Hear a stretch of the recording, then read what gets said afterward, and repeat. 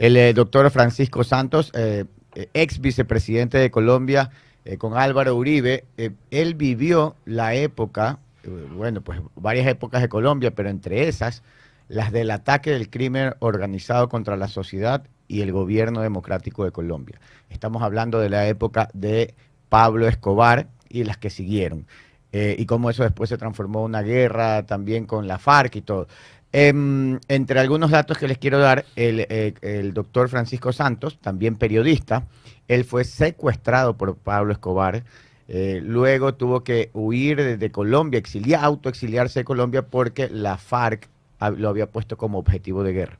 Entonces, él nos puede contar bastante y quisiéramos saber las similitudes de cómo iniciaron estos ataques del crimen organizado contra la sociedad y el gobierno en Colombia en los años 80 y cómo eso puede ser parecido o igual a lo que está sucediendo o está empezando ahora en Ecuador. El doctor Francisco Santos, a quien lo tenemos ya aquí, 8:17. Francisco Santos Calderón nació en Santa Fe de Bogotá el 14 de octubre del año 1961. Actualmente tiene 60 años. Es periodista y político colombiano que fue vicepresidente de la Nación entre el 2002 y el 2010. Fue secuestrado por el narcotraficante Pablo Escobar en el año 1990 y en el año 2000 tuvo que salir del país por las amenazas de muerte de las FARC. Fue elegido en el 2002 como vicepresidente, fórmula de Álvaro Uribe Vélez, y reelecto en el año 2006 y en el 2010 se desempeñó como director de RCN Noticias en la mañana. Fue uno de los más grandes críticos del gobierno de su primo, el presidente Juan Manuel Santos Calderón, especialmente el proceso de paz que se llevó a cabo con las Fuerzas Armadas Revolucionarias FARC. En el año 2015 fue candidato a la alcaldía mayor de Bogotá por el Partido Centro Democrático. Aunque no ganó, logró consolidar su partido en la capital al obtener una bancada de concejales, 6 elegidos por el periodo. Posteriormente fue nombrado embajador de Colombia en Estados Unidos, cargo que ocupó desde el 6 de septiembre del 2018 hasta el 17 de enero del 2020. El ingeniero Gabriel Arroba Soria le da la bienvenida al ex vicepresidente de Colombia, el doctor Francisco Santos. Ingeniero. Buenos días, Francisco, qué gusto volver a conversar. Hemos tenido la oportunidad de encontrarnos en algunos foros internacionales y hemos podido tener la oportunidad de conversar bastante también de la situación que hoy está viviendo Ecuador, y él tiene muchísima experiencia en lo que vivió Colombia, que es muy similar a lo que estamos viviendo ahora. Francisco, muy buenos días, bienvenido a Radio Sucre, y mucha gente está a la expectativa de esta entrevista. Muy buenos días, Francisco. Pues Gabriel, muy buenos días y un saludo a todos los oyentes de Radio Sucre en Guayaquil, en el Ecuador, en todas partes donde nos estén oyendo. Y sí, es un paralelo, quizás con muchas más complicaciones por varias razones que ahora les puedo explicar. Hace pocos minutos, Gabriel, te mandé una columna que escribí en Infobae que se llama Narcocontinente. Y yo tengo una inmensa preocupación que veo, y es el crecimiento brutal de las mafias del narcotráfico, el debilitamiento terrible de los aparatos de seguridad y de justicia del Estado, y veo un poder cada vez más grande donde lo que hoy pasa en México, que es 4 o 5 carteles muy poderosos que digamos, se disputan el poder a la par con el Estado, que en las regiones que controlan tanto la política como la economía depende de ellos. Nos pase lo mismo en América Latina y acabemos, después de tantos años de lucha, como un narcocontinente, con narcoestados en distintas medidas, pero con una ciudadanía que sufre los avatares de la violencia como la vieron ustedes allá en Guayaquil hace apenas unos días. Se cortó. No, sí, efectivamente aquí, Francisco, lo que hemos estado viendo en Guayaquil últimamente es algo a lo que nunca hemos visto acá, lo que no estamos acostumbrados para nada, ataques con bombas, y ya estamos viendo que son bombas, digamos, con un estilo un poco casero, pero a la vez muy técnico, de conocimiento técnico, en donde con cilindros de gas y otros químicos arman grandes bombas, y eso es lo último que de seguro lo viste en las noticias, porque eso ha salido en noticias por todos lados, lo vi hasta en la Dolce Vele, que lo estaban reportando. ¿Cómo cómo empiezan a operar o cómo vivieron en Colombia ustedes este inicio de ataques que precisamente lo hemos visto por las películas y las novelas colombianas que han llegado muchísimo acá, de cómo se comenzaron a organizar en inicio esos primero pequeños bombazos y después grandes bombazos, y de repente esto se vuelve una guerra de bombas por todos lados? Ayer acaban de desactivar una fuera del cuartel, del principal cuartel de policía de Guayaquil, y hoy han lanzado otra bomba, hoy o ayer en la noche, otra bomba. Entonces comenzamos a ver una constante, perdón, en ataques con bombas. Eso no era normal. ¿Cómo empezó en Colombia? ¿Cómo se desarrolla? ¿Cómo vive? ¿Cómo uno se da cuenta de lo que viene, de lo que está por venir? Pues mira, uno no puede comparar un país al otro porque la historia de Colombia, pues que empieza en los 70 con el auge de la marihuana, con las guerras entre familias, sobre todo en la costa caribe, que manejaban el negocio de la marihuana. Luego llegan a finales de los 70, llega la industria de la cocaína. Esta empieza a crecer en primera instancia en Perú y en Bolivia en materia de producción y de la pasta de coca a la coca. Y Colombia era un puerto, digamos, era un puerto de distribución. Y desde aquí se enviaba a Estados Unidos. Luego esto cambia a principios de los 80, donde ya empieza Colombia a cultivar. Se meten las FARC fuertemente en el cultivo de la coca, y ustedes allá ya tienen grupitos pequeños que no se han metido en el cultivo, pero tienen el cultivo al otro lado de la frontera, una frontera tremendamente porosa. Ustedes allá en el estado de Nariño, en Colombia, tienen fácilmente 40, 50 mil hectáreas de coca, con grandes operaciones de transformación de pasta de coca en cocaína. Entonces ustedes ya están involucrados en el negocio por esa maldición, que habría que decirlo, de esta droga que está al otro lado de la frontera. ¿Qué veo yo que está pasando en Guayaquil y en el Ecuador? Primero, debilidad brutal del aparato judicial, del aparato policial y del aparato militar, con poquísima preparación, y creo que el gran responsable de esto es el señor Correa, que desbarató muchas de las instituciones en ese sentido. Dos, ante la presión, especialmente en los últimos 4 años, que creo que va a cambiar ahora, del gobierno del presidente Duque, con las mafias del narcotráfico, sobre todo en la costa pacífica, la producción empieza o por lo menos el transporte empieza a bajar hacia Ecuador, y lo vimos y lo hablamos muchas veces con la embajadora de ustedes allá en Washington, con Ivonne Leila, y la cooperación que ya empezaba a darse, o que empieza a darse entre el aparato militar y policial de ustedes, del Ecuador, con el colombiano, empezaba a crecer. ¿Por qué? Porque las trazas que ya se veían de aviones y de barcos salían de Ecuador, pasaban por detrás, por abajo, o sea, por el sur de las islas Galápagos, y había un punto de transferencia que podía ser en la mitad del Océano Pacífico, y eso después acababa entrando a Costa Rica, a Honduras, a Guatemala, distintos puntos de distribución, a El Salvador, y esto fue creciendo y creciendo y creciendo. Con este componente de transporte, lo que pasa es que las organizaciones criminales que lo transportan empiezan a ver 2 negocios: el negocio tradicional, 1, y 2, el negocio del consumo.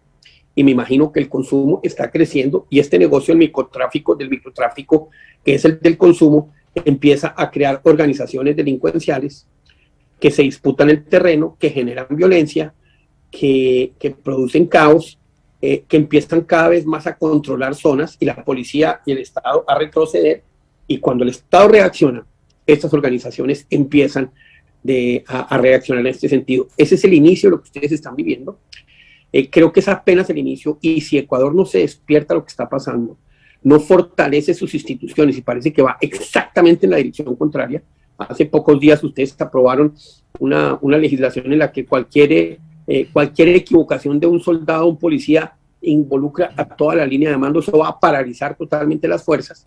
Entonces lo que lo que va a pasar con esa ley es que van a crecer estas organizaciones de narcotráfico y cuando se den cuenta van a estar como Colombia estaba en el año 2002, que era un país dividido, un país donde el Estado no controlaba muchas partes de su territorio y donde afortunadamente con el presidente Álvaro Uribe Vélez llegamos a cambiar esa situación.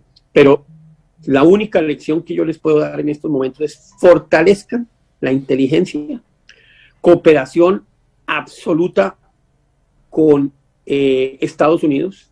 Mire, ahorita en Colombia pasó una cosa terrible y sacaron los 20 generales más importantes de la policía.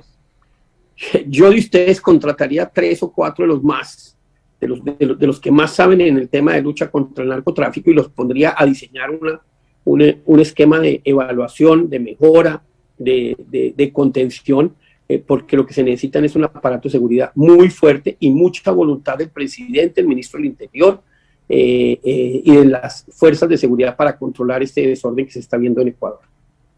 Señor ex vicepresidente, doctor Francisco Santos, buenos días, Vicente Robadito lo saluda.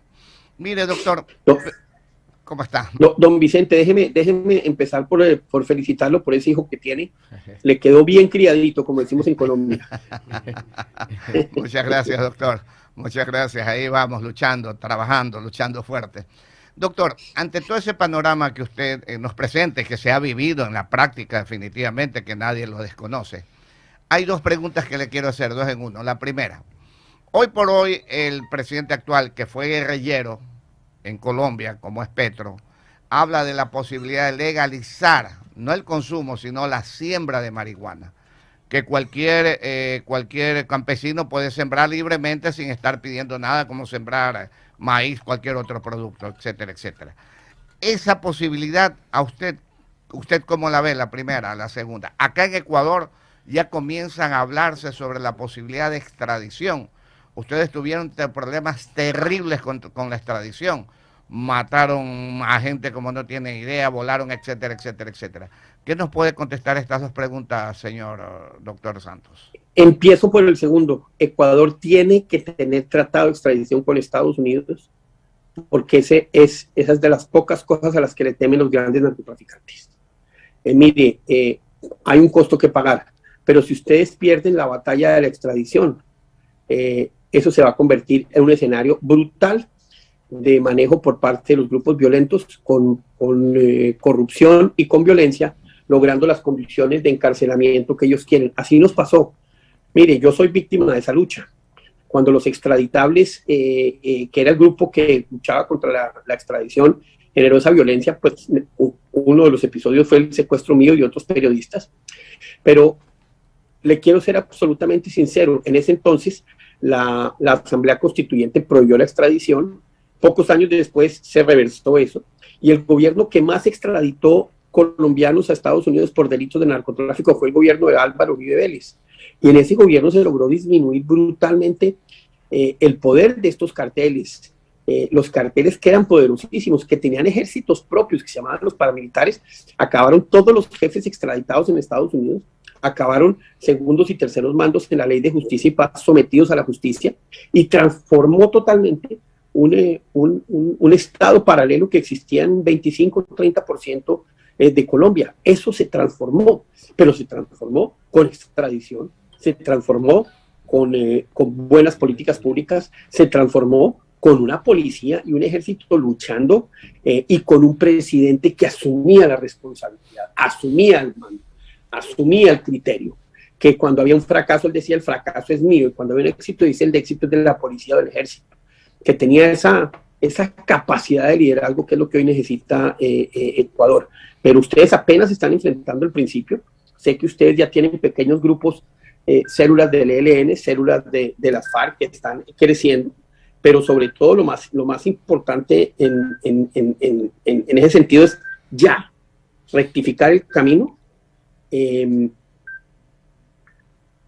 crear las instituciones necesarias, eliminar esa ley terrible que va a paralizar la fuerza pública de solidaridad o responsabilidad de la línea de mando, diseñar cuerpos especializados en lucha contra el narcotráfico, cuerpos de inteligencia, cuerpos de judicialización, y enfrentar esa lucha como tiene que ser, si no, no funciona. Y lo segundo, frente a lo que dijo el presidente Petro, pues eso es una locura, o sea, eso es acabar con una industria que ya es legal, uno, y dos, eso es crearle competencia a una industria legal, porque en Colombia está permitido el tema del cultivo de marihuana para temas medicinales, etcétera. Eso va a acabar con una industria y no va a resolver ningún problema, simplemente va a generar, y creo que eso es para satisfacer a los indígenas del Cauca que están haciéndolo de manera ilegal, pero eso lo único que va a hacer es generar más violencia. Ok, doctor, por sus contestaciones, 29 minutos para las 8. El economista Osvaldo Calderón le tiene preguntas. Economista. Gracias, licenciado. Saludos, doctor Santos. Usted ha establecido una relación de génesis de lo que vivió Colombia y de lo que estamos viviendo. ¿Usted formó parte o alentó grupos paramilitares en Colombia para enfrentar la acción del narcotráfico? Con la experiencia, ¿recomendaría aquello ante el debilitamiento de las instituciones que usted ha mencionado? Pues mire, de eso es lo que me acusa la izquierda, y esto no lo hice yo. Al contrario, nosotros combatimos los grupos paramilitares porque eran el instrumento con el que el narcotráfico creció. Los grupos paramilitares fueron un cáncer que en un momento ha logrado controlar el 30% del país. Esa es la peor política que usted puede hacer. La política más importante en este sentido es el fortalecimiento del Estado, el fortalecimiento de la policía, el fortalecimiento de la Fuerza Aérea, el fortalecimiento del Ejército, el fortalecimiento de la Armada Nacional. Tienen que asumir ese costo. Esa acusación que entre otras es absolutamente falsa, que lleva, ya no, en 2007, 2017, que lleva ya casi 25 años sin una sola prueba y sin que avance ni siquiera en el Poder Judicial, que eso es una locura. Es contraria exactamente a lo que ha sido mi vida, por un lado, y segundo, a lo que debe ser la acción del Estado, y tercero, a lo que hice como funcionario del Estado en el gobierno. Los paramilitares son los más grandes violadores de derechos humanos junto con la guerrilla, no lo hace que no. Son lo mismo, y por eso esa tentación, en esa tentación no debe caer la sociedad ecuatoriana, el gobierno ecuatoriano o las Fuerzas Armadas ecuatorianas. Acá no. nosotros... El presidente... Acá nosotros, vicepresidente Santos, hemos mencionado que la corrupción es estructural en nuestro país. Es estructural en el sentido de que esta ha tomado cuerpo en muchas instituciones del Estado, en el Poder Judicial, en acción policial, en acción de Fuerzas Armadas. Usted habla de ese fortalecimiento. ¿Qué tan duro, qué tan difícil puede conllevar enfrentar este ingreso de la corrupción en instituciones básicas, fundamentales para la vida del Estado? Mire, este es un gran enemigo también, es una gran pregunta. Nosotros hicimos una reforma profunda de la policía en el año 2098. En el año, hemos hecho 2 reformas profundísimas de la policía en los últimos 20 años, precisamente para luchar contra la corrupción. El presidente Uribe destituía militares y policías involucrados en temas de corrupción sin que le temblaran la mano. También los destituía cuando existían graves violaciones a su función y sucedían actos delictivos que no han debido suceder, pero por razón no de un tema legal, sino de un tema de displicencia frente al cumplimiento de su labor. Ese es un tema en el que los medios tienen que jugar un gran papel, pero en el que la sociedad y el Estado también tienen que tener mecanismos de contrainteligencia y reformas profundas. Es la hora de hacerlas. Ustedes están apenas empezando. Entonces, por eso yo les decía, los mejores policías de América Latina y los mejores generales acaban de ser retirados, y creo que eso va a ser un desastre para Colombia. Ahí hay un capital humano que muy fácilmente puede trabajar con ustedes y con las instituciones policiales de Ecuador para diseñar mecanismos que sirvan para hacer contrainteligencia, que sirvan para controlar la corrupción, pero sobre todo que sirvan para combatir la delincuencia.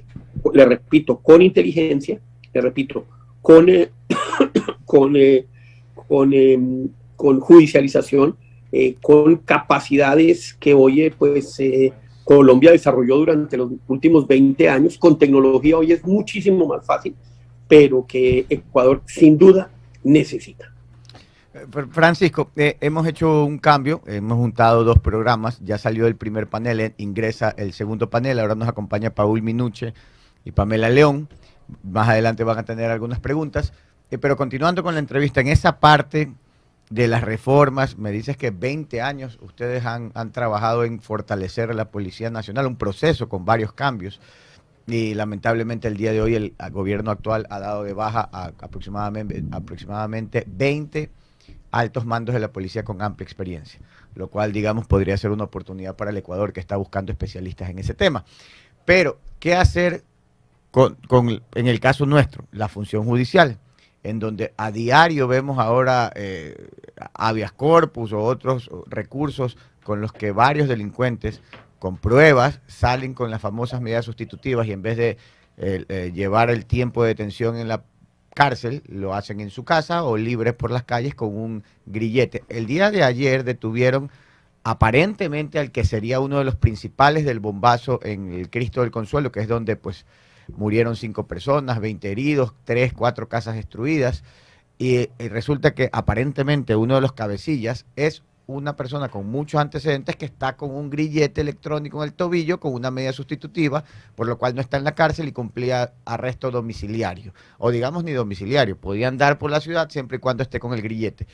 ¿Qué hacer con la función judicial? ¿Qué hacer con una función judicial pues que no está a la altura de lo que está empezando a vivir el Ecuador?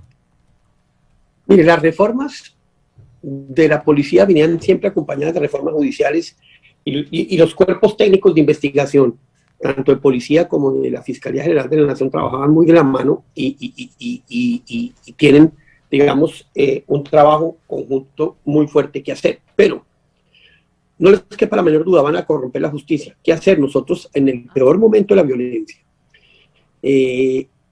existían en Colombia los fiscales y los jueces sin rostro. Nadie sabía quién era, o sea, precisamente para protegerles la vida porque los estaban matando. Pero lo cierto es que se necesita elevar el perfil, se necesitan jueces y fiscales especializados, se necesitan cárceles especializadas, porque desde muchas de las cárceles también continúan delinquiendo. Entonces aquí se hicieron cárceles de altísima seguridad que sirvieron para parar mucha de esa vagabundería que todavía continúa, no le voy a decir que no. Aquí nada es perfecto y mucho me temo que va a ir en tremendo retroceso.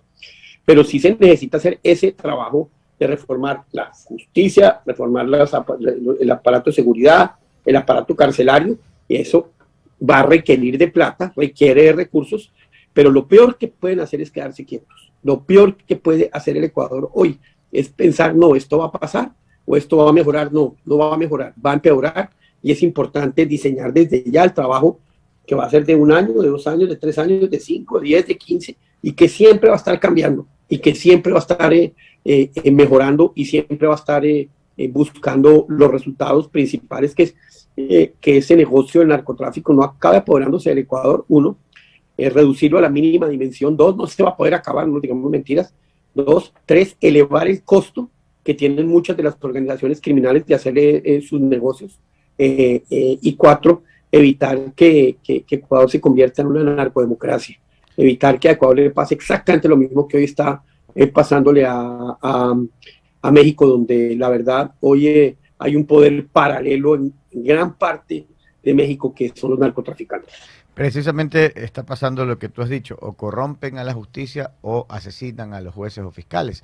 Ya vamos el segundo fiscal asesinado, fue esta semana en un cantón muy cerca de Guayaquil, asesinaron a un fiscal y meses atrás a una señora fiscal también. Entonces, las cosas como usted dice, Francisco, no van mejorando. Cada vez vamos viendo que subimos un escalón más en esta escalada de violencia. Pamela León está con nosotros. Pamela, ¿tienes una pregunta? Buenos días, señor ex vicepresidente, un gusto saludarlo. Estaba escuchando un poco de cómo se ha integralizado y casi estructurado la cadena de todo lo que hay que hacer. Yo lo que le quiero preguntar es si estamos en un Ecuador en un Ecuador sin retorno, porque claramente todo lo que usted ha dicho habla pues o refleja mucho de esa iniciativa o voluntad política que se pueda tener para que se puedan generar todas estas reformas que vienen netamente desde un nivel de gobierno. Entonces, yo sí quisiera preguntarle, ¿cuánto nos costaría al país que no haya justamente esa voluntad y esa operación política para poder justamente avanzar a un paso no adelante, sino en retroceso? Pues mire, le voy a decir que le va a costar. Le cuesta que los medios de comunicación empiecen a desaparecer y tengan que plegarse a los grupos violentos. Le cuesta lo que nos costó a Colombia esa lucha, y es que muchos periodistas fueron asesinados. Guillermo Cano es quizás el más simbólico. Cuando Pablo Escobar pretende mandar un mensaje, secuestran a los periodistas. Yo era uno de ellos en el año 90. No, la muerte de periodistas fue brutal. Eso es el primero. Segundo, acaba con la industria porque empieza a utilizar el lavado para competir con la industria nacional, con las importaciones legales. Entonces empieza un proceso de destrucción de la economía real. Tercero, crea la cultura de la riqueza fácil. Entonces la gente ya dice, no, yo prefiero ser narco, me gano tanta plata en esto, mucho, trabajo menos. Pero lo otro es que los narcos empiezan, esas organizaciones, a ampliarse a otros negocios ilícitos. Uno de ellos, el secuestro. Las bandas de secuestradores en Colombia eran las bandas que utilizaba Pablo Escobar para el narcotráfico, que tenían eso como un negocio paralelo. La extorsión. Ustedes están viviendo lo que pasó en Guayaquil, es el cobro de una extorsión. Eso ya es la creación de nueva delincuencia que lo único que hace es deteriorar brutalmente. Mire, brutalmente la calidad de vida de todos los ecuatorianos. No se equivoquen. Es el momento de actuar. Es el momento de rediseñar la política de lucha contra las drogas. Es el momento de crear las instituciones específicas, sobre todo dentro de la policía, que combaten las drogas, que combaten las organizaciones criminales, que interceptan. Eso tiene una manera de hacerse que en Colombia pues aprendimos muchísimo, y que con los Estados Unidos el Ecuador debe poder trabajar para solventar, y le repito, no acabarlo, reducirlo a su mínima expresión, porque el negocio sigue siendo demasiado rentable. Y no se dejen engañar por esos casas en el aire, esos pajaritos en el aire, los que le encanta oír a Maduro de la legalización. La legalización no va a venir. La legalización de la coca no se va a dar, y usted no puede legalizar la coca si no la legalizan todos los países del mundo, y la legalizan de la manera en que se acabe la industria ilegal, que no se va a acabar. Entonces, yo sí quiero advertirle al señor presidente Lasso, a los medios de comunicación, a la industria y a las autoridades policiales y judiciales, que ahorita asumen el costo y asumen la responsabilidad de rediseñar toda la lucha contra la criminalidad, o el costo en 3, 5, 10, 15 años va a ser infinitamente más alto, con la posibilidad de que sea irreversible y de que acabe Ecuador siendo un narcoestado. Está con nosotros Paul Minuche y le tiene una pregunta. Buenos días, Francisco. Y yéndonos un poquito más allá de Ecuador y Colombia, leyendo un artículo de la DW hace poco, ahora en julio, y le hago la pregunta a usted, según su análisis o su perspectiva, porque creo que no solamente Ecuador, América se siente un poco indefenso ante la criminalidad, ante el narcotráfico. ¿Por qué no se combaten el narco y la criminalidad en conjunto, sabiendo que, por ejemplo, según este artículo que saca la DW, en el 2020, por ejemplo, países como Colombia mismo tuvo un decomiso de cocaína de 579.876, Estados Unidos en segundo puesto con 661.000 kilos, Ecuador en tercer puesto con 92 kilos. Estamos, por ejemplo, Colombia y Ecuador estamos entre los 3 primeros países en donde se ha decomisado más droga. México tuvo una incautación en julio que había sido histórica. ¿Por qué no se trabaja en conjunto? ¿Cuál es el motivo de no trabajar en conjunto? No, sí se trabaja en conjunto. sí se trabaja en conjunto, pero no se trabaja de la manera como se debería trabajar, soy totalmente sincero. Parte fundamental es el trabajo en conjunto, pero no se le olvide que es que nosotros con el presidente Correa nunca pudimos trabajar. Antes trabajábamos muchas cosas, pero desde que llegó Correa se acabó esa cooperación y se acabó la cooperación con los Estados Unidos. Nosotros somos un ejemplo de la cooperación. Tristemente lo que ahora va a pasar es que Colombia va a empezar a reducir esa cooperación y la cooperación con los Estados Unidos va a ser mucho menor. La cooperación en todos sentidos se va a disminuir porque Colombia está entrando, digamos, en un entorno político distinto, con un cuento distinto que nos va a llevar a que el narcotráfico crezca brutalmente. Por lo tanto, la mala noticia para ustedes es que va a crecer el negocio en Ecuador, va a crecer y en parte va a ser, eso tiene un responsable que se llama Gustavo Petro, que va a crear esos incentivos y que crea esos escenarios que lo único que van a hacer es que la industria de la coca crezca en Colombia. Pero la cooperación es fundamental y la cooperación se usa, se debe usar y debe ser parte, un instrumento crítico en la lucha contra el narcotráfico. Mire, Holanda coopera muchísimo con la Armada colombiana para la incautación. ¿Y por qué? Porque Holanda tiene las islas aquí frente a Venezuela, Curazao, la isla de Bonaire, estas islas son holandesas con un grado de independencia distinto una de otra, pero asumen esa responsabilidad. Entonces, si algo necesita Ecuador es esa cooperación. No sé qué tanto puede hacer con Colombia, ojalá se diera, pero lo que siento es que en Colombia va en exactamente la dirección opuesta a lo que Ecuador necesita hoy. Francisco, hemos conversado bastante del tema de gobiernos, cooperación internacional, policía, militares, justicia.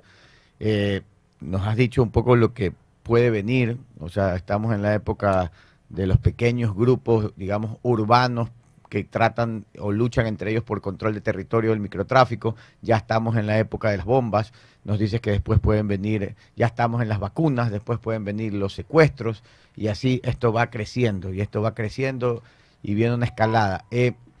Desde la experiencia que ustedes tuvieron en Colombia, como periodista, como ciudadano y como autoridad que luchó contra este enorme problema del crimen organizado, ¿dónde queda la ciudadanía? ¿Cómo aporta la ciudadanía? Porque aquí lo que pasa es que los barrios, la gente, un poco ve, sabe lo que está pasando, pero nadie se le ocurre pues hablar. Nadie en su sano juicio opina o da datos porque saben que la represalia es mortal y fatal. ¿Algún programa, hicieron algo en Colombia para que la ciudadanía pueda poner su granito de arena en esta lucha? Nosotros creamos en el gobierno de Álvaro Uribe las redes de cooperantes que trabajaban muy de la mano con la policía, que tenían espacios muy concretos de intercambio de información, que eran recompensados, pero hay que tener un cuidado porque muchas veces eso se puede mal utilizar y eso acaba corrompiendo tanto a parte de la ciudadanía como a miembros de la fuerza pública. Pero la cooperación ciudadana es fundamental. Y el ciudadano acaba entendiendo, no crea que no lo hace, que lo mejor que puede hacer es cooperar con la autoridad. Entonces, ahí no hay solución perfecta, ni hay política absolutamente ideal. Pero uno de los elementos que uno sí tiene que tener y que tiene que ser claramente es el elemento de la cooperación. Existe el otro, que es el de la inteligencia, donde usted infiltra gente en las organizaciones criminales, que también es fundamental. Pero todo eso es lo que hay que ir montando paso a paso. Cooperación ciudadana, hasta dónde puede llegar. Infiltración, hasta dónde puede llegar. Inteligencia electrónica, etcétera, hasta dónde puede llegar. Lavado de activos, hasta dónde puede llegar.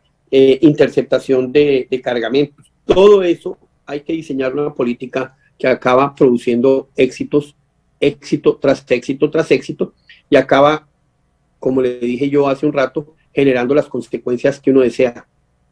Elevar el costo del negocio para los delincuentes.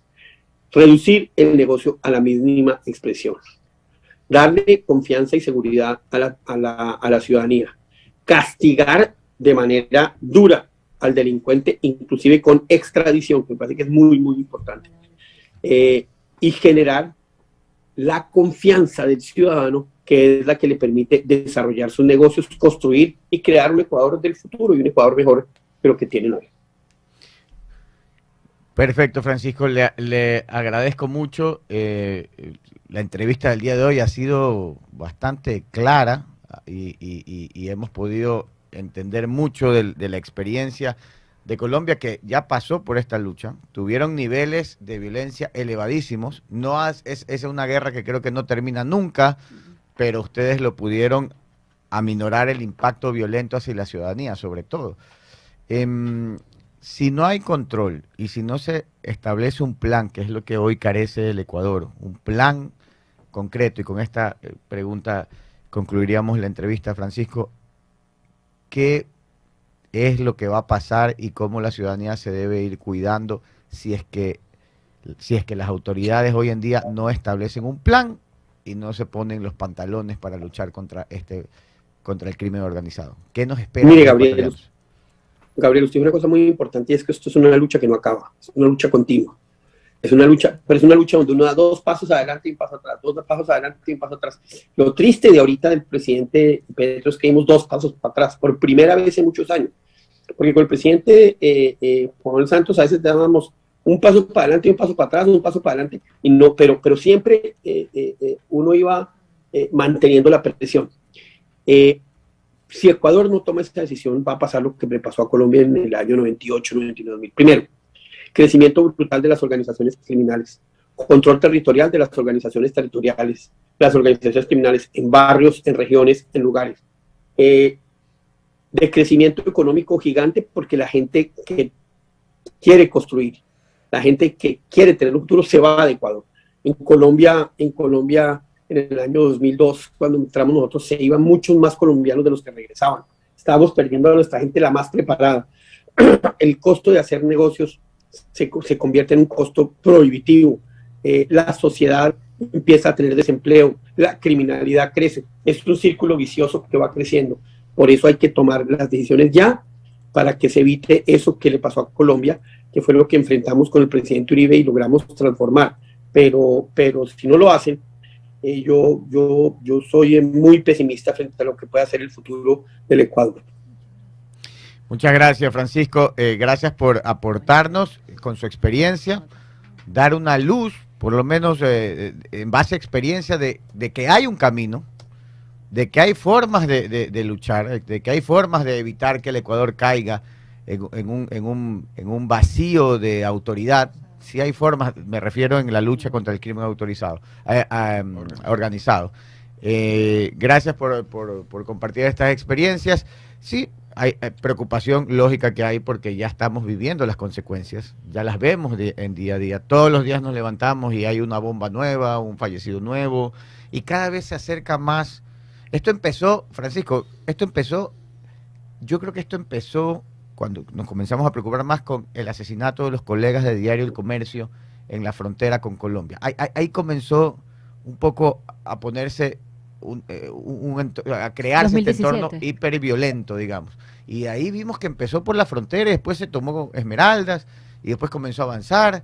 Tanto así que ahora la violencia está llegando a Quito, está llegando en mucha mayor medida a Guayaquil. Manta. Lo que empezaba en Guayaquil, en las zonas periféricas de Guayaquil, cada vez se comienza a llegar más hacia las zonas céntricas, hacia las zonas pobladas, hacia los cascos comerciales. Los puertos, Machala, Puerto Bolívar. Los puertos, Manta está exacto. tomando, Entonces, sí.